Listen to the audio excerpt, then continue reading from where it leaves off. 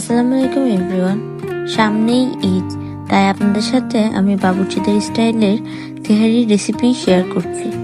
প্রথমে আমি 1 কেজি গরুর মাংসের জন্য এখানে পেঁয়াজ নিয়ে নিলাম। পেঁয়াজগুলো কুচি কুচি করে নিতে হবে। এখন দিয়ে দিচ্ছি পেঁয়াজ বেরেস্তা।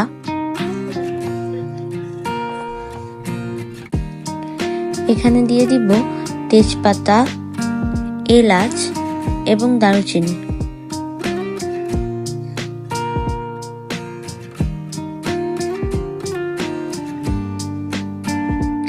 এখন আমি দিয়ে দিচ্ছি জিরে গুঁড়ো, গরম মশলার গুঁড়ো, স্বাদ মতো লবণ, টক দই। এখন দিয়ে দিচ্ছি 8-10টা কাঁচামরিচ ব্লেন্ড করে রেখেছিলাম সেই মিশ্রণটি। এ পর্যায়ে অ্যাড করে দিব বাদাম বাটা। এখানে আমি জয়ফল, জয়ত্রী এবং কাজু বাদাম একসাথে বেটে নিয়েছি। এখন দিয়ে দিচ্ছি আদা রসুন বাটা। এবার দিয়ে দিব সামান্য চিনি। তেহারি রান্না করার জন্য অবশ্যই খাঁটি সরিষার তেল ব্যবহার করতে হবে, তাই আমি এখানে খাঁটি সরিষার তেল ব্যবহার করেছি। এখন সবকিছুকে খুব ভালোভাবে মিশিয়ে নিতে হবে। আমি কিছুক্ষণ ধরে মিশ্রণটি মিশিয়ে নিব মাংসের সাথে।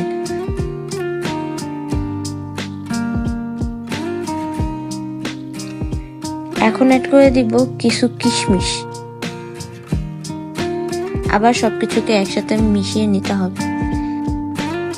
এখন আমি মাংসগুলো চুলার আঁচ মিডিয়ামে দিয়ে বসিয়ে দিব। প্রথমে কিছুক্ষণ মিডিয়াম আঁচে রান্না করে নিতে হবে এবং কিছুক্ষণ পরে মিডিয়াম টু লোতে রান্না করে নিতে হবে। ফার্স্টে আমি কোনো পানি ব্যবহার করব না। মাংসগুলো যাতে নিজের পানিতেই সিদ্ধ হয় এমনভাবে রান্না করতে হবে। মাংসগুলো বারবার নেড়ে চেড়ে নিতে হবে।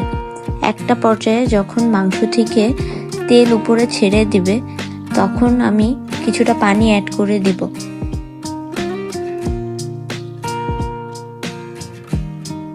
এখন তেল মাংস থেকে ছেড়ে দিয়েছে, তাই আমি পানি অ্যাড করে দিব।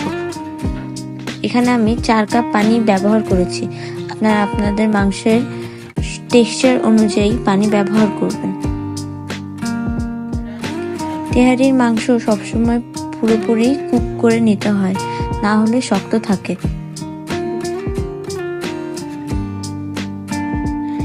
এখন আমি একটি ঢাকনা দিয়ে ঢেকে দিব। এর মাঝে আমি কয়েকবার ঢাকনাটি উঠিয়ে নেড়েচেড়ে নিয়েছি। বারবার মাংসগুলো ভালোভাবে নেড়েচেড়ে নিতে হবে, না হলে নিচে লেগে যাওয়ার সম্ভাবনা থাকে।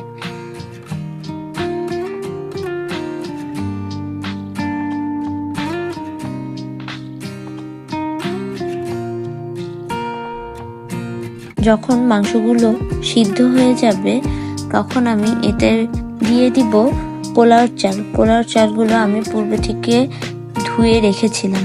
এখন সবকিছু একসাথে খুব ভালোভাবে মিশিয়ে নিতে হবে। চালগুলোকে সবকিছুর সাথে খুব ভালোভাবে মিশিয়ে ভেজে নিতে হবে। কিছুক্ষণ চাল এবং মাংসের মিশ্রণটি মিশিয়ে ভেজে নিব।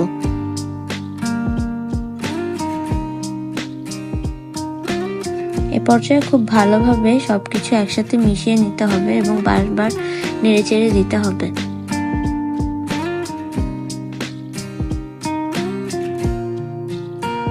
চালগুলো ভাজা হয়ে গেলে আমি এতে পরিমাণ মতো পানি ব্যবহার করছি। আপনারা আপনাদের চালের পরিমাণ অনুযায়ী পানি ব্যবহার করতে পারেন।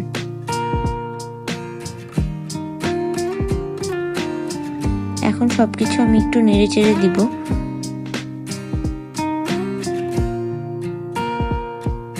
পর্যায়ে অ্যাড করে দিচ্ছি 10-12টা কাঁচামরিচ। সবকিছু আরেকবার একটু নেড়েচেড়ে নিতে হবে। এখন দিয়ে দিব গুঁড়া দুধ। আমি এখানে 3 টেবিল চামচ গুঁড়া দুধ ব্যবহার করেছি।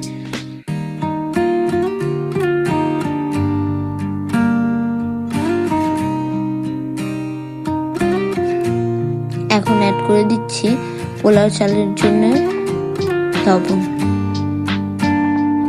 এখন দিয়ে দিব পেঁয়াজ বেরেস্তা এবং সামান্য চিনি। এখন দিয়ে দিচ্ছি কেওড়ার জল। কেওড়া জল ব্যবহার করার ফলে খুব সুন্দর স্মেল আসবে। এখন সবকিছু খুব ভালোভাবে মিশিয়ে নিতে হবে।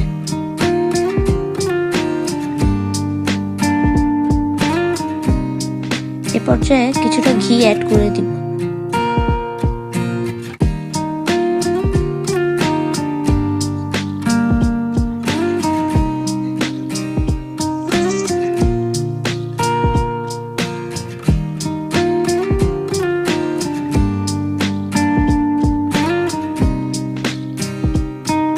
এখন আমি একটি ঢাকনা দিয়ে ঢেকে দেব।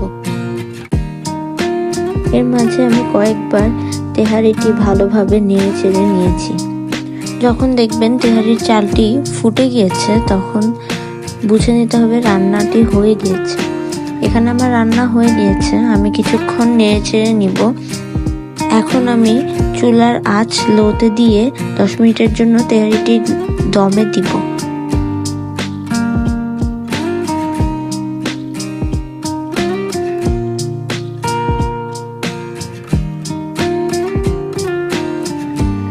এখন আমি একটি ঢাকনা দিয়ে ঢেকে দিব এবং 10 মিনিটের জন্য অপেক্ষা করব।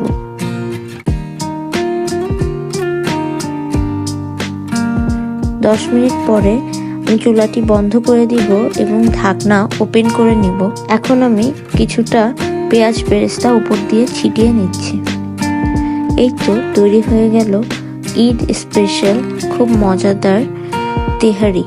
আপনারা সকলে বাসায় ট্রাই করে দেখবেন এবং কমেন্ট সেকশনে আমাকে জানাবেন আপনাদের রেসিপিটি কেমন লেগেছে। ধন্যবাদ।